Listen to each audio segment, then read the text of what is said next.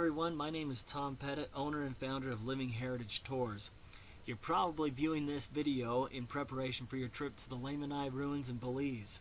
I'm real excited for you. The ruins of Lamanai, I've been there several times and they are some of my most favorite. It's truly a wonderful place. This video is going to give you an idea of the LDS perspective of Lamanai. Not only particularly the actual city, but also the surrounding lands and the surrounding geography. When I take people down to the Mayan ruins in Mexico and Belize, I first tell them that we don't know if this is where the Book of Mormon actually took place, and we'll never know until the living prophet tells us that this was the exact place, wherever that might be.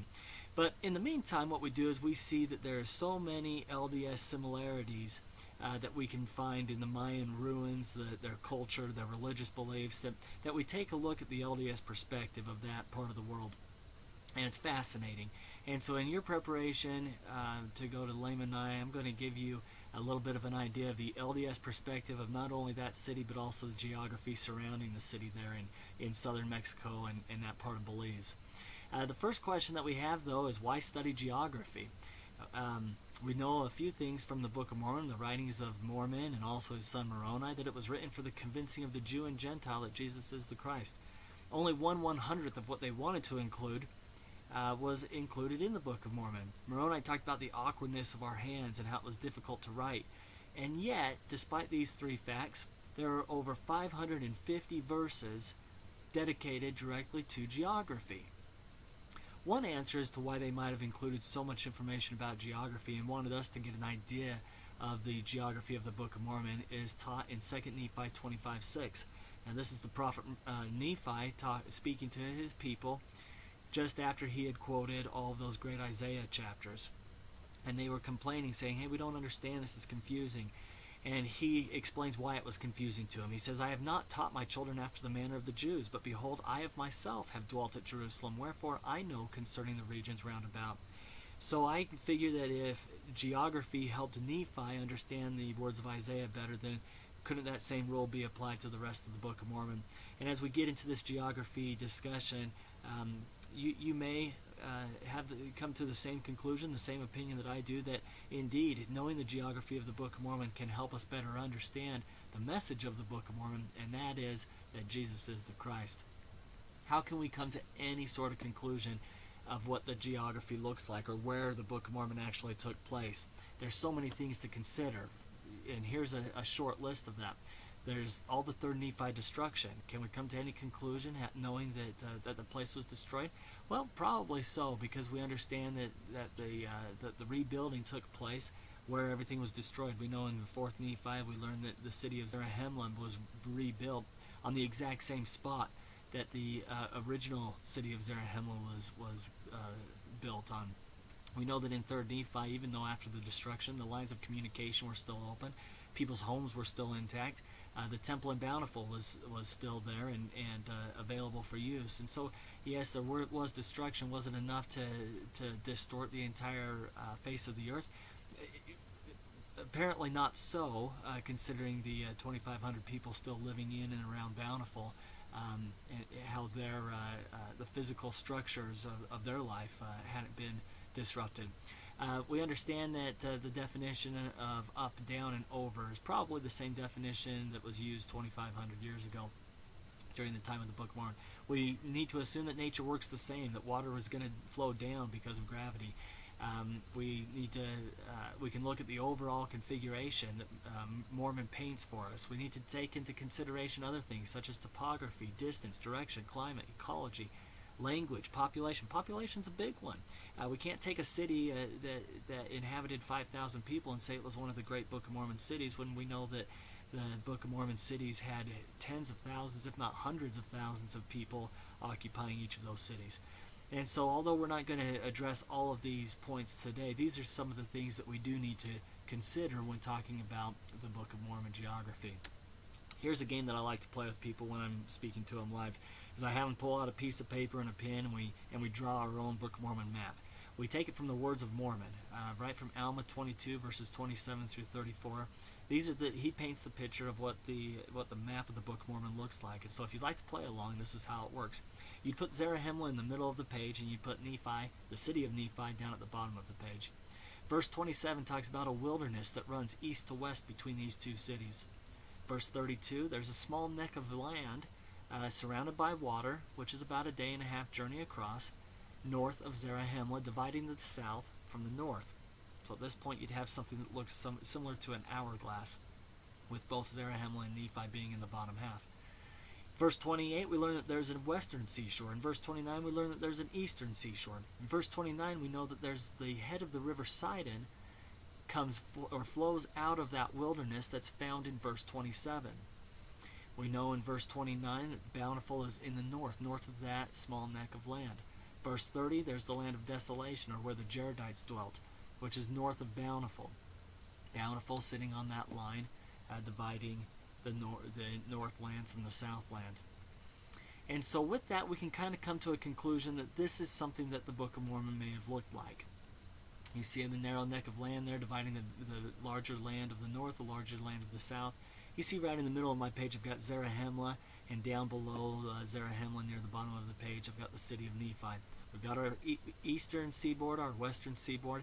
We've got the river Sidon running through the middle of the land, coming out of that narrow strip of wilderness between the land of Zarahemla and the land of Nephi. And we assume, well, that water and gravity and nature works similar to how it works today. And so if it's coming out of the headwater, if its head is coming out of that narrow strip of wilderness, the river must flow north for two reasons. One, we know it empties into the sea, as stated in a story from the Book of Mormon. We also know that the river, and we know that Nephi is up from the land of Zarahemla. Zarahemla is down from the land of Nephi. All of these things that I'm referring to are quoted directly out of the Book of Mormon.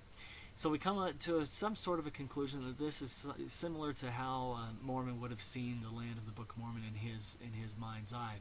A couple of other features that we'll point out here, we'll take a moment, is we've got the over on the west seaside, we've got a mountain range running north to south. Now we understand or assume that this must have been in place for a few reasons, and we derive these reasons from the stories of the Book of Mormon. One, we know that the Lamanites infested the wilderness bordering the West Sea, but they never attacked Zarahemla or any of the other cities from the west. They always came from the east.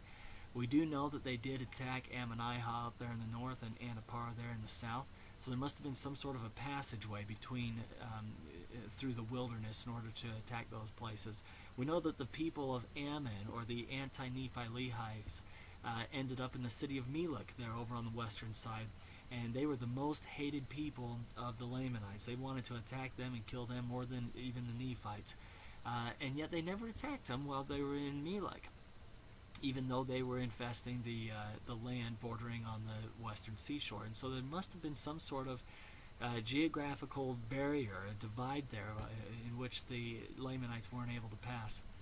We look over on the eastern seaboard, and all of those great cities which are listed throughout the Book of Mormon being there on the east side. That's where all the great battles of Captain Moroni took place, running up and down that seaboard. We know that there must have been nothing inhibiting their movement, their free movement, as they went up and down what they referred to as the beach, and between all those lands. However, between Zarahemla and all those beach cities, there must have been another land barrier, or another land mass. We assume that it must have been a mountain range running again north to south. And a few reasons for that is, a few reasons for that is, as Mormon describes people moving from the land of Zarahemla over to these eastern seaboard cities, he always talks about them going over. He says they went over or they came over. There's also no cities on the east bank of the river Sidon. Everything is located on the western side of that river, with one exception, and that's the city of Gideon, which is next to the valley of Gideon. Being a valley, it must have been surrounded by mountains and not through it, giving us the idea that everything particular in the land of Zarahemla must have been on the western sea, on the western bank of the river Sidon, because there must have been some barrier, some making it uninhabitable on the eastern side of the riverside, and so we place a mountain range there. If we look to the north up into the land desolation where the Jaredites were, we know that Moron, their capital city, was up from the sea. They always talked about going up to Moron and down from Moron, and so we know that Moron must have been elevated above there. We also know that there at the narrow neck of land was a narrow passageway, and so there was some barrier that would close off the majority of the narrow neck of land, giving just a little bit of an inlet or a little bit of a passageway to the Northland.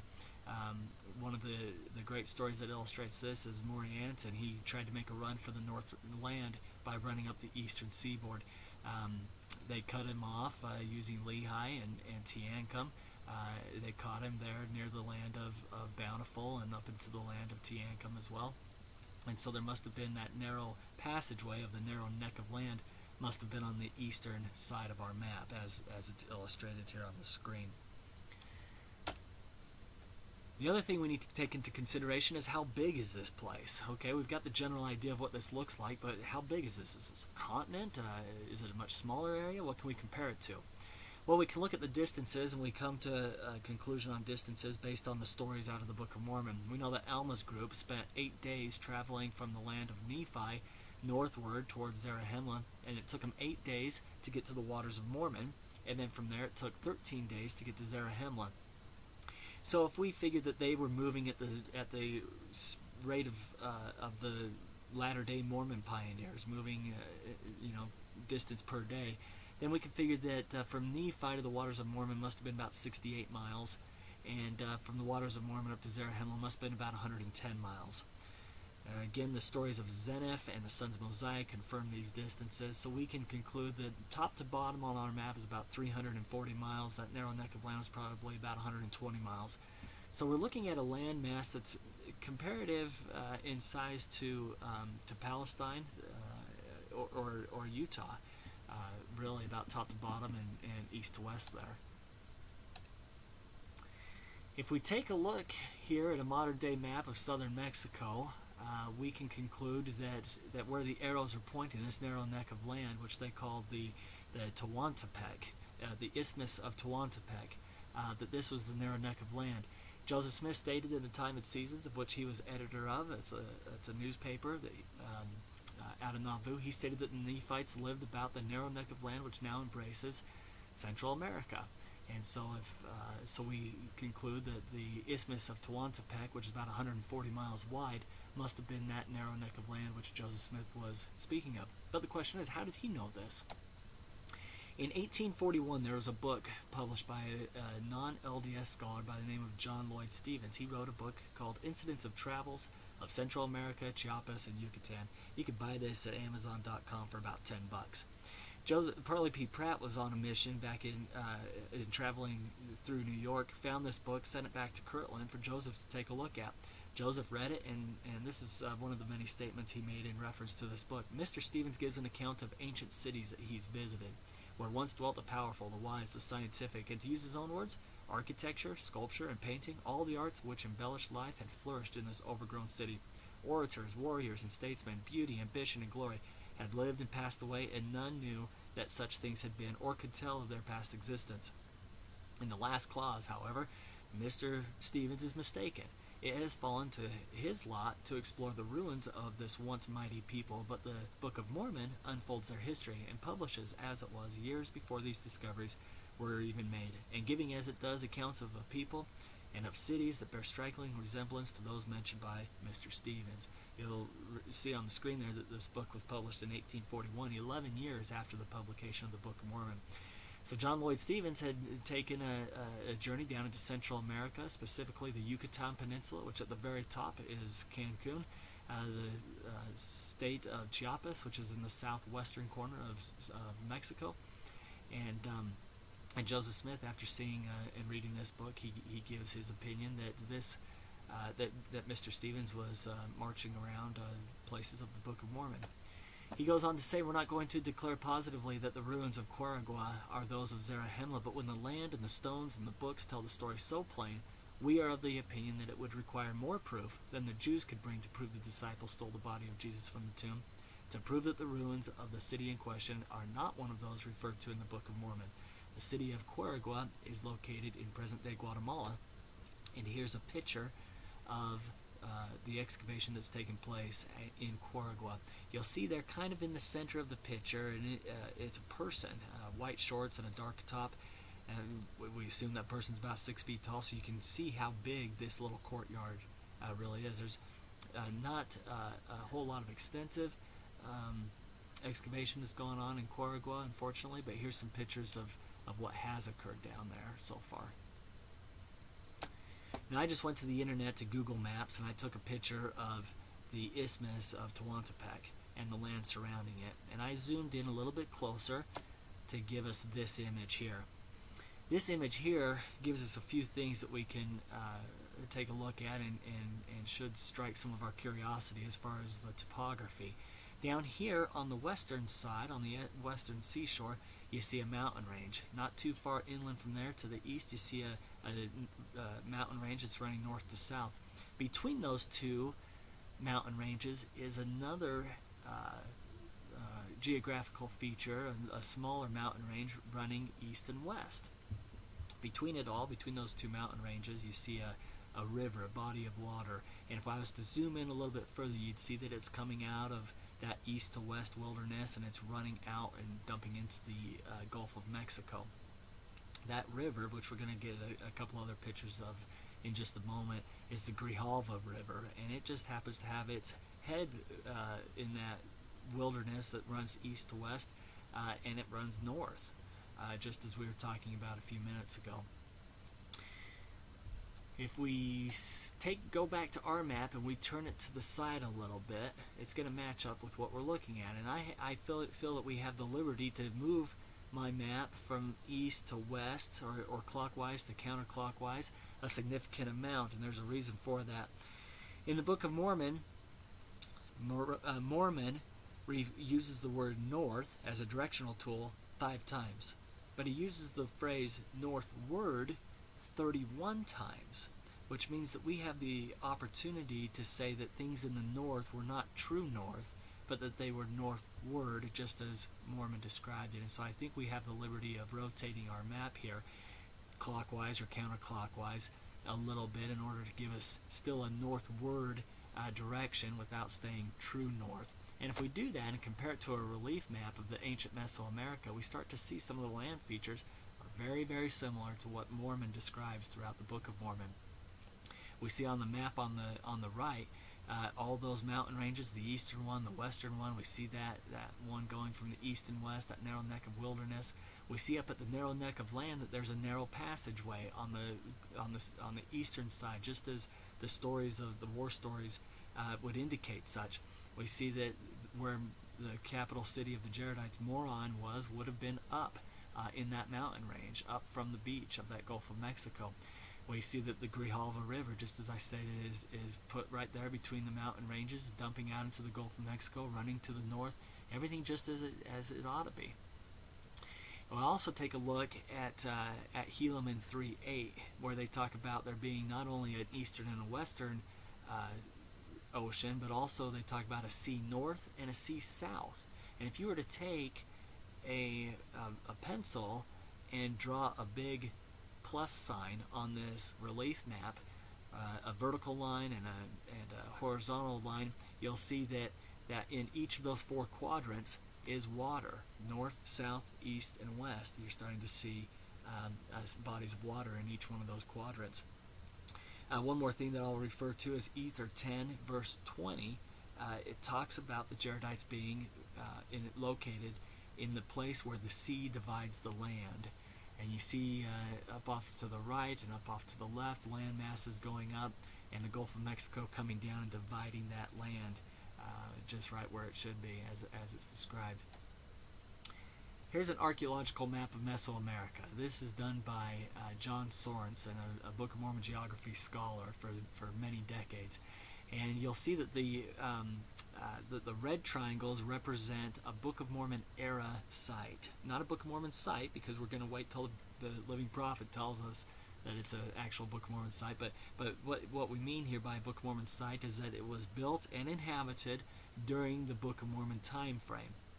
You'll see that there's a lot of red triangles right through that area where Zarahemla and all those other great cities should be, right along the riverside and between those two mountain ranges. The blue triangles are post-Book of Mormon sites. Those are the Book of Mormon. Those are the sites that were built and inhabited after the close of the Book of Mormon. You see the popular ones there in the upper right-hand corner, Chichen Itza and Tulum, so popular with the tourists. Those were built after the close of the Book of Mormon. The yellow triangles, not too many of them, those are Book of Mormon era and post-Book of Mormon era, meaning that they were built during the Book of Mormon era, inhabited during the Book of Mormon era, and also inhabited after the close of the Book of Mormon. You see that Lamanai there on the east coast is a yellow triangle, meaning that it was built during Book of Mormon times, but the inhabitants stuck around after the close of the Book of Mormon as well. Let's get another quote from Joseph Smith. He says, "It would not be a bad plan to compare Mr. Stephen's ruined cities with those in the Book of Mormon. Light cleaves to light, and facts are supported by facts. The truth injures no one." I'm going to show you some modern-day pictures of some cities that Joseph saw, which were just drawings. He saw drawings of the city of Tikal. The city of Tikal is found in Guatemala, very close to this area that we're looking at here, geographically speaking. Over the top of the jungle sits those towers peeking out from the city of Tikal. He also would have seen pictures of the ruins of Coba. Coba are found on the Yucatan Peninsula, also in this area that we're looking at, over there on the Caribbean coastline of Mexico. We also see pictures of the ruins of Ekbalam. Ekbalam dates back to 300 BC, up there on the east coast of Mexico, the Caribbean side of Mexico. This is the facade of one of their holy temples. You see the individuals there standing almost as sentinels guarding the temple and where they revered as a sacred and holy place. This is the courtyard outside in Tikal. Mosiah 2:7 talks about King Benjamin, how they built him a tower and he stood up and to deliver his great and powerful address to his people before he died. And you've seen the primary picture where he's standing on a wooden structure, something that looks like it should be at a Boy Scout camp, where they'd raise the flag. But the reality of it, and they call it a tower, but the reality of it is the Mayan people referred to pyramid mound structures as towers. So what the Egyptians referred to as pyramids, a similar shape, a similar size of structure, the Mayans referred to as towers. And as you go up this tower here, which looks more like a pyramid, what we would refer to as a pyramid, but what as the Mayans would refer to as a tower, it's built very acoustically. You've been in the tabernacle in Salt Lake and seen them drop a pin and you hear it echo throughout the whole tabernacle. Just like that, the speaker can get on top of these towers or pyramids, and the acoustics, the way that they're built, projects their voice throughout the entire courtyard. And it's so fun to do with groups that I take down there, and we'll stand up there and people will talk to people down on the ground, and you can just hear them as clear as if they're standing next to each other. Also Palenque, Mexico. Joseph saw pictures of this place, and he referred to it as among the mighty works of the Nephites. Here in Palenque are a couple of buildings that I'll point out. One is the Temple of the Inscriptions, which is found on the left-hand side. Inside the Temple of the Inscriptions, they found the tomb of a king, King Tikal. And he was one of the great rulers post-Book of Mormon era, but one of the great rulers of this ancient city. They later found a few more grave sites of some ancient kings, and found those kings to have the same name. This was King Tikal, and then they found King Tikal I, King Tikal II, King Tikal III, and so on. And you'll remember that in Jacob chapter 1, 10 through 11, that they referred to their kings as Nephi, Nephi 1, Nephi 2, Nephi 3, etc. And so the Nephites named their kings just as the Mayans named theirs. Here are the pictures of Chichen Itza that Joseph Smith would have seen. These are the ones out of the book of John Lloyd Stevens. The one on the left is the Temple of Kukulkan. It's the now listed one of the 7 wonders of the world. On the right-hand side is one of their temples. This is a modern-day picture of that Temple of Kukulkan. Now, Chichen Itza was built post Book of Mormon, but when I take groups of people down there, we can still tour Chichen Itza and Tulum with an LDS perspective, because the Mayans, even after the close of the Book of Mormon time frame, still carried religious beliefs that correlate with LDS theology. Here in Chichen Itza, we see a figure carved on the side of the temple. And if you take a close look, you can kind of see the eye there on the left-hand side, and his nose and his beard and long wavy hair coming off the side. We're not seeing him front on, but we're seeing the left side of his face. And one of the beliefs is that they worship a white bearded god who descended out of the east. He brought power in his hands. He was born to a virgin, and when he visited, he brought the truth of their religious beliefs, and he promised that one day he would return, and when he did return, he'd bring 1,000 years of peace. We see that this figure is depicted on the side of temples throughout Mesoamerica in 17 different locations, and you can imagine with the lack of communication how powerful this story must have been, this religious belief, in order to carry over hundreds and thousands of miles to different cities throughout Mesoamerica. The one thing that's always similar between of all 17 carvings is that the individual is facing west. And the reason that's significant is that means he was coming from the east. One of their religious beliefs that their god came from the east, and that he would return one day, descending from the east as well. Also at Chichen Itza are these two figures that I've taken pictures of. The one on the left is what we think might have been some sort of a ceremonial religious feature. When the Spaniards showed up at Chichen Itza, they said that baptisms, or what they depicted were baptisms, were occurring in this hole in the ground. And we know that it was a religious setting because of the circular shape. The Mayans used the round shape in order to depict something that was sacred or holy. It is underground, and there is a drainage system that sits underneath this image on the left. On the one on the right, it's really tough to see because it's just 2,000 years old, so what can we expect? But if you take a really close look, and you can see it better in person, or if I had a better camera, you'd see that it's a four-legged animal. One of the critics of the Book of Mormon say, well, it talks about horses, and there weren't horses until the Spaniards got there. Well, if you take a close look, there is an individual, a two-legged individual, so we know it's a human. He's got his arms, he's got a head there, and some headdress and clothing, and he's standing next to the four-legged figure. Well, the four-legged figure is coming up to the shoulder of the man, and so we can say to the critics, well, you're right, they had really huge dogs, or perhaps they really did in fact have horses. This is a picture that Joseph would have seen of Tulum. Tulum is one of those post-Book of Mormon era cities, but we also tour Tulum with an LDS perspective.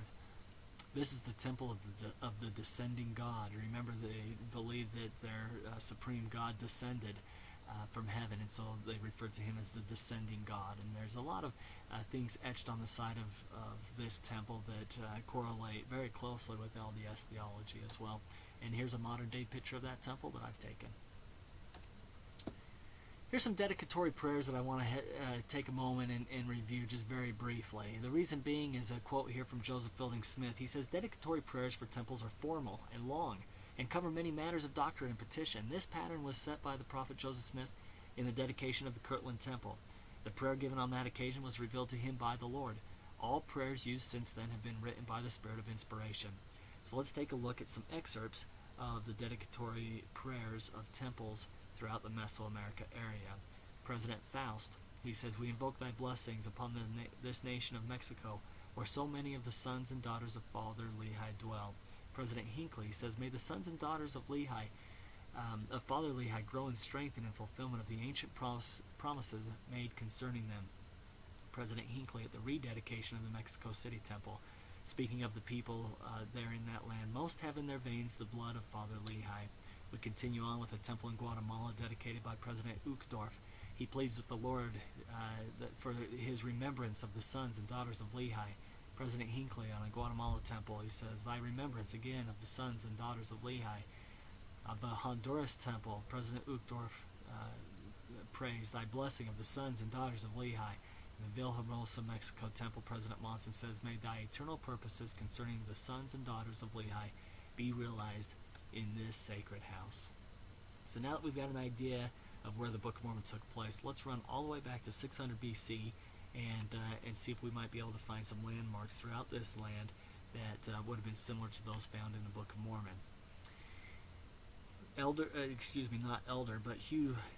Nibley wrote a 600-page book about entitled Lehi in the Wilderness, and he, for 600 pages, concludes that Lehi would have left Jerusalem and followed the old frankincense trail, that he would have been familiar with that trail and would have followed that out towards the sea. We know that they traveled by the Red Sea. They came to a place that they called Nahom. If you go and Google Nahom, Saudi Arabia today, it's a real place. It's a real city right there on the shoreline of the Red Sea. And then they move over to the city of Bountiful. They get in their boat, and we know that they landed on the western seashore of the Promised Land. We know that because Mormon told us that they did. On the western seashore of the area that we're discussing right now is a little place called Azapa, Mexico. And at Azapa, Mexico, they discovered a few years ago, actually back in the 40s, a big stone which has been nicknamed the Lehi Stone. It actually measures 1 cubit in size, 1 Hebrew cubit in size. And it was uncovered and nicknamed now the Lehi Stone. This is a drawing of what it looked like so that we can take a closer look at the detail of it. And you'll see some interesting things here. Right down the center you can see that there's a tree. The Mayan people and even the native Mexicans today refer to a tree that they worship. The Tree of Life is what they call it. You can Google the Tree of Life and see many representations of it and how they use it in their culture today. And you see that running right down through the middle of the stone there. On the left-hand side is an old man. He's got a headdress that represents that he's a religious figure. Behind him sits an elderly woman. On the right-hand side is a young individual, also with a religious headdress, with a young man behind him. Near the tree at the base are 2 young men with their backs towards the tree, and just above that you see a man there looking for the tree but with a cloth over his head, not, in my opinion, not being able to find the tree. Above all of this there are buildings and people looking down at those that are involved, the central figures of the stone here. At the bottom of the stone are representations of water. Between the water and the tree is a straight path that's wrapping around the tree, between the tree and the waters. And so we can come to a conclusion, some scholars do and some scholars don't, that this is a representation of Lehi and Nephi's vision of the Tree of Life. This was found in Azapa, Mexico. If we take a look at our map here, our original map compared to the relief map of Mesoamerica, and get kind of our bearings of where we are, we're going to start down in the south, or southward as Mormon would call it, and we're going to go down to what some scholars claim to be the city of Nephi. Down here in the south is a city called Caminaljuyu, and this is in Guatemala City. In fact, it's in the dead center of Guatemala City. It's a national park that or a reserve, and Guatemala City is built all around it. The ruins of Caminaljuyu are just now being excavated, and so here's some pictures of that excavation that's going on. Part of that park, or that national park, if that's what they might call it, is this big mound here. All these trees and bushes and grass have grown over this mound. But what they have detected through sonar radar is that this is one of their temples there in Caminaljuyu.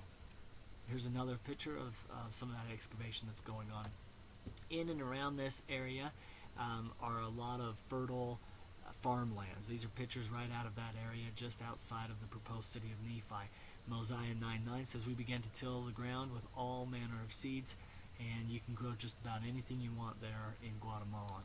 Moving northward from the proposed city of Nephi is a big lake.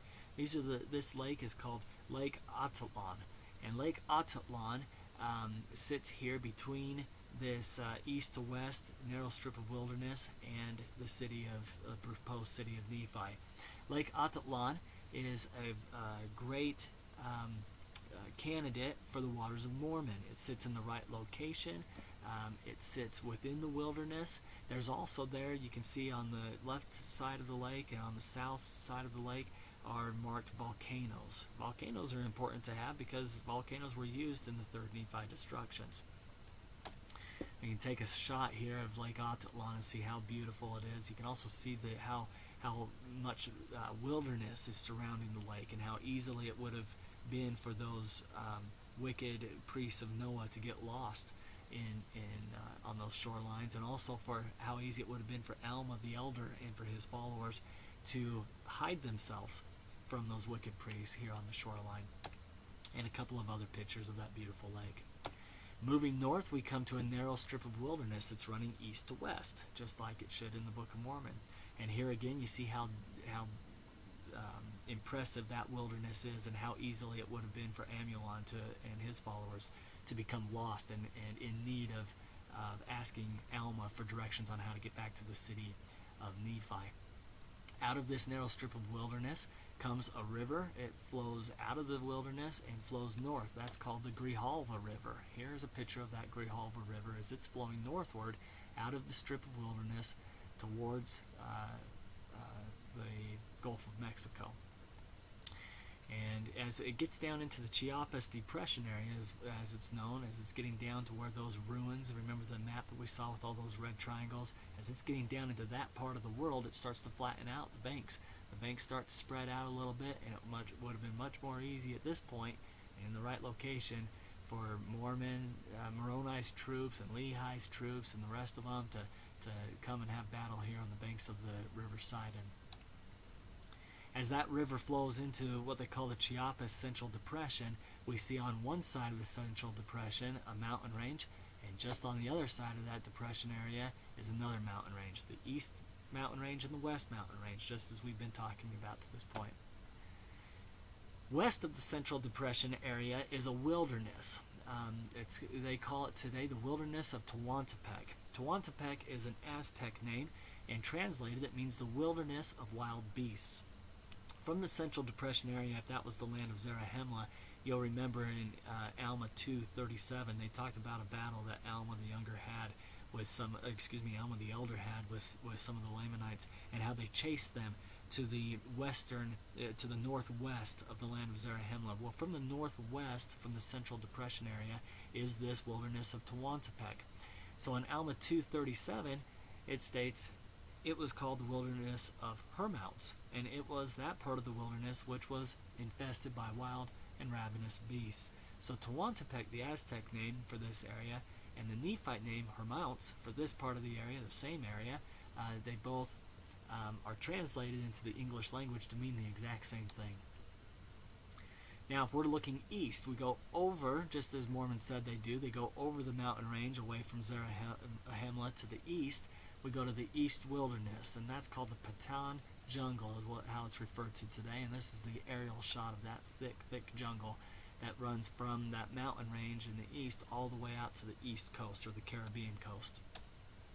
Tikal is one of those cities that we've talked about that sits in the Patan Jungle area, as well as the city of Saros. And you can see over on the left-hand upper right side the ocean. That's the Caribbean Ocean there. So these are some of those cities that border along the eastern seaboard, and we know that there were several of them as we learned from the stories of Captain Moroni chasing Lamanites up and down that east coastline.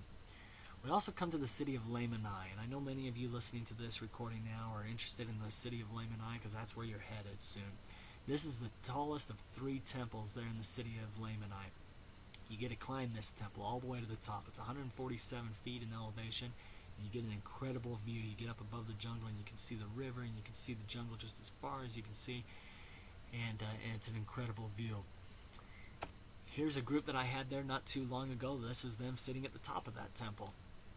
Now here's where some of the LDS perspective comes into play with the city of Lamanai. One of the 3 temples that you get to climb is called the Temple of the Mask, and this is one of 2 images that are depicted on the side of the temple, and these are big pictures. This face probably is about 6 feet tall or so, then his headdress extends beyond and below that as well. The Temple of the Mask is interesting because it's only here at Lamanai that a representation of a king during Book of Mormon era time is depicted on the side of a temple.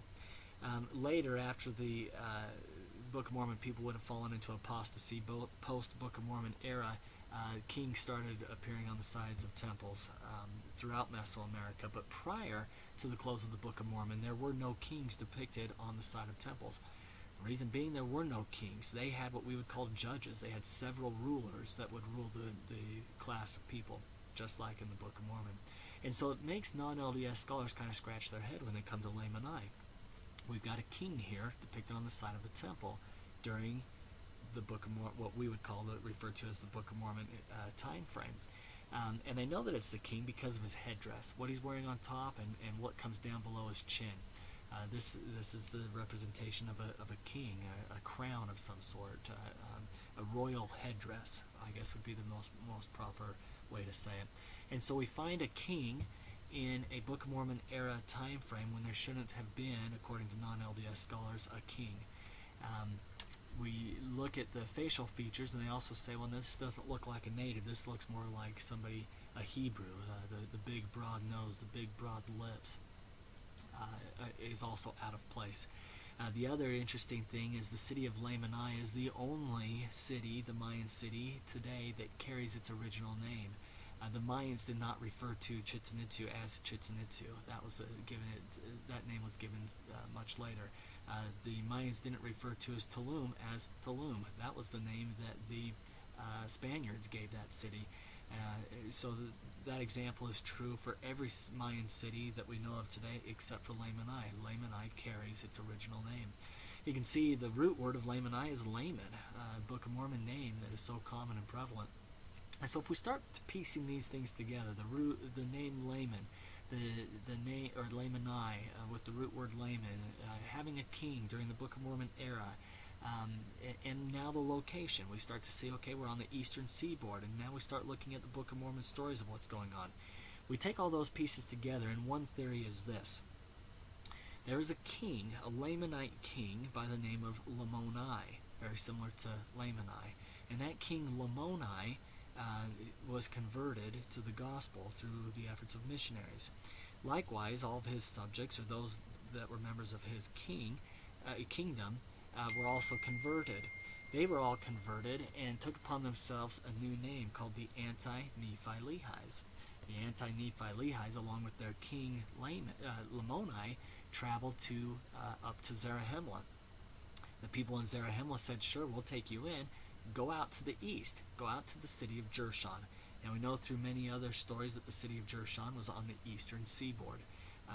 Now, if we are looking in the Book of Mormon geography, if we're accurate here, then the city of Jershon would have been on the eastern seaboard, just as the city of Lamanai sits today. Had those people gone to the city of Lamanai, everything starts to fall into place. The city of Lamanai, named after their king, Lamanai, we know through the Book of Mormon that that's how they named their cities, was after the first inhabitant, or their king, their ruler of that place. So the city of Lamanai, which was the original Mayan name for the city, being named after their leader, could have been Lamanai. He was a king, the only king in the Mayan civilization at that time, because everything else was ruled by judges. And now the time frame, the city of Lamanai goes right back to the Book of Mormon time frame there, about 200 BC. And about 200 BC is when the Anti-Nephi Lehis headed north and were given the land Jershon for the place of their inheritance. If Lamanai is the city of Jershon, as all of these points indicate that there's a strong possibility of it, you remember that the sons of the Anti-Nephi Lehis, the inhabitants of this city of Jershon, became the stripling warriors. And so when you visit Lamanai, whether it's true or not, we'll never know until the living prophet tells us. There are so many indicators pointing that the city of Lamanai is where the sons of the stripling warriors grew up. And if they didn't grow up there, that's where their parents lived, at least, until they were moved to the city of Melek. They were moved to the city of Melek because the city of Jershon needed to be occupied by Captain Moroni troops.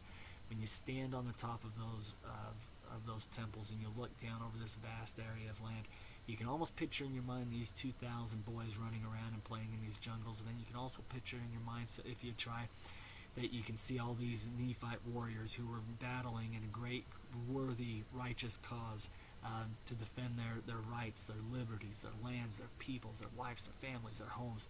And you can almost see and feel a spirit there that if it wasn't in the city of Lamanai, it was in a place that was a similar setting, a similar location, and it would have looked awfully a lot like what the city of Lamanai looks like.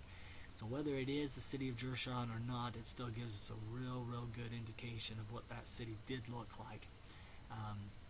And so when you're there, there's absolutely the LDS perspective. One of the other temples that you'll visit is the Jaguar Temple, and that's going to be the first temple of the three that you're able to climb. The Jaguar is a representation in the Mayan culture of spirituality, and the Mayans believed that they could perform works and do things that would help their dead ancestors inherit higher levels of heaven. They believed that the heavens were divided into several levels, and that which heaven you ended up in depended on the works that you performed during your earth life. For those that were concerned about their ancestors, there were things that they could do, the living, in order to work as proxies to perform works and deeds in order to elevate their dead ancestors from a lower heaven up to a higher heaven. And the temple of the Jaguar, the archaeologists don't exactly know what occurred inside the Jaguar Temple, but we do know that proxy work for the dead was something that was believed by the Mayan people, and we do know that the Jaguar was a representation of the things that were most spiritual to the Mayan people. And so when you visit the Jaguar Temple, it's the first of three that you'll be able to climb. You can also keep that in mind as well. When you visit the ball court there in Lamanai, you'll have explained to you exactly what those proxy works were. It was a game that they played. They had two sides, and it was a ball game that they played, and the winner was able to, their reward was to be decapitated. That was the reward. The winner lost his life, and the reason that it was the winner that lost his life is by winning the game and giving his own life, sacrificing his own life. It would provide a pathway for his ancestors to be elevated to a higher realm or a higher heaven to enjoy that eternal bliss that was promised in exchange for that great sacrifice. And so of all three temples and of the ball court that you'll see at Lamanai, you can see not only the LDS perspective and significance, but you'll also be able to really feel the similarities between what the Mayans believed and what we believe as Latter-day Saints. And it all revolves back to the teachings of the Book of Mormon, and that is that Jesus is the Christ, and that he has provided a way for us to one day return to live with our Father in heaven. And because of the love, because of the mercy of that Father, we and our ancestors and our posterity, we can do all the things that are necessary in order to claim those great blessings. Those things, maybe not in those exact words, but those were the beliefs of the Mayans, and it's depicted, it's seen, it's felt there in the city of Lamanai. So when you go to Lamanai, it's going to be a wonderful experience for you, and I'm jealous I'm not going to be there with you. If we move on to another city that's found along the eastern seaboard, it's a city by the name of Sibanche. Again, not the Mayan name for the city, only Lamanai carries the original Mayan name. But here is a great big temple. It's the biggest temple in the whole area there along the eastern seaboard. I'm not going to claim that it's bountiful, certainly, but it does put it in the right place with a really big temple that dates back to the right time frame.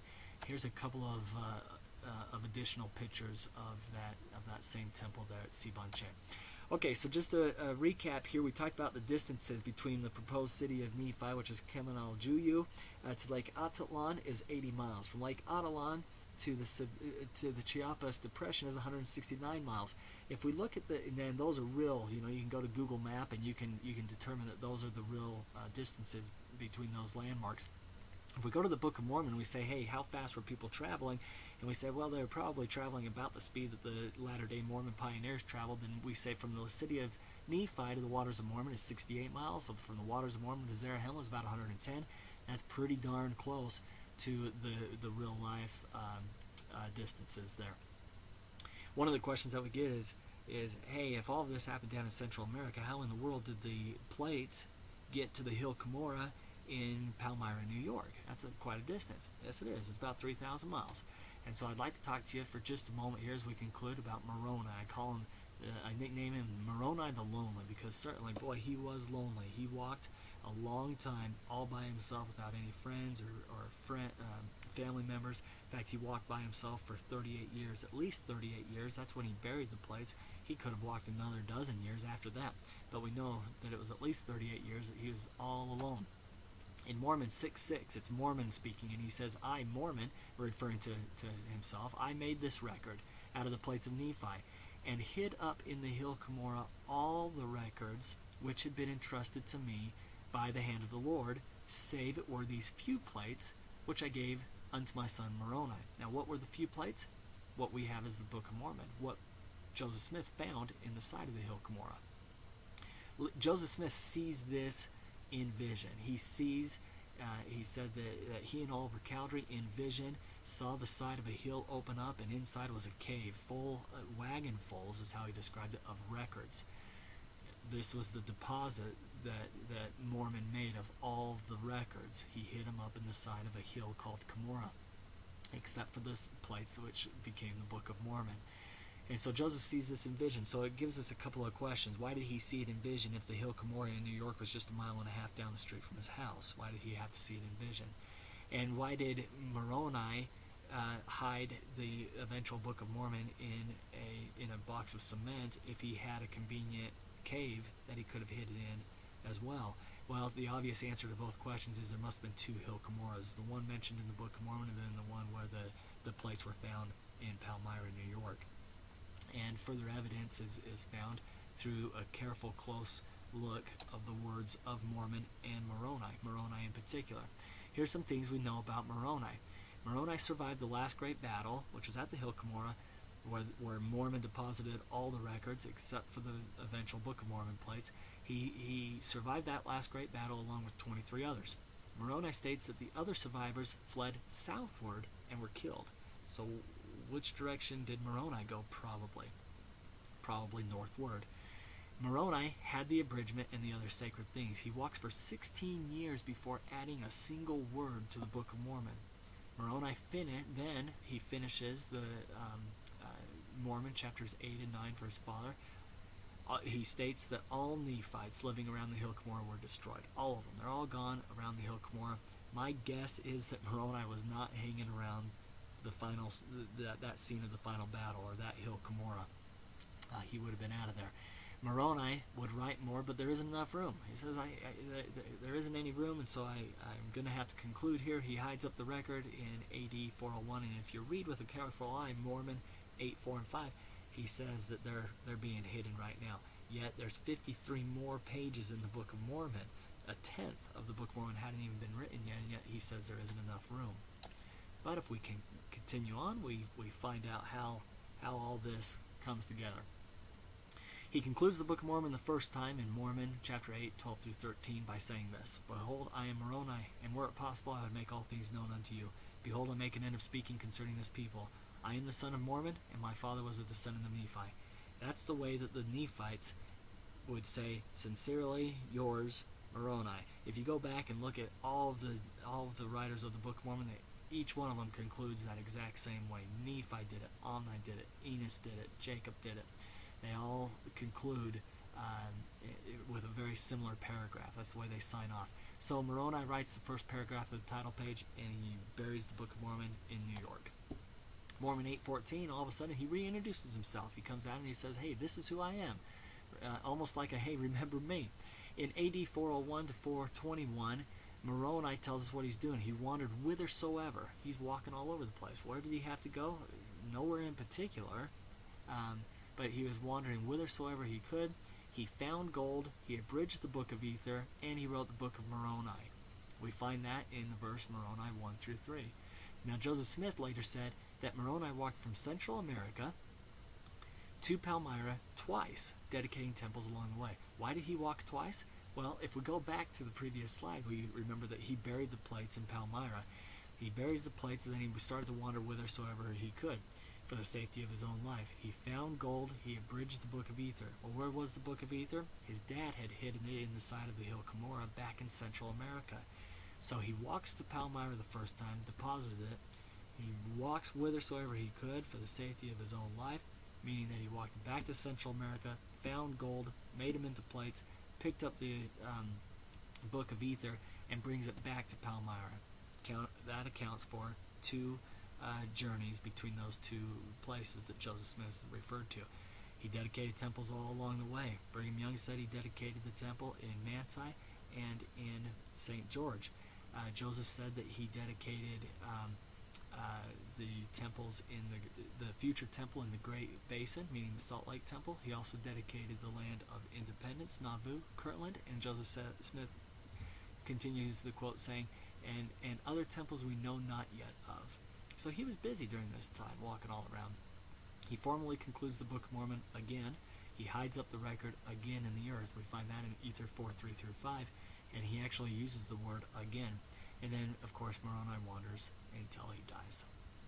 That concludes the information found in this brief presentation. If you have any questions or any comments, anything you'd like to discuss, I'd be more than happy to visit with you. Here's my phone number, here's my email address, and here's the website that you can go to for all of our information about our upcoming tours.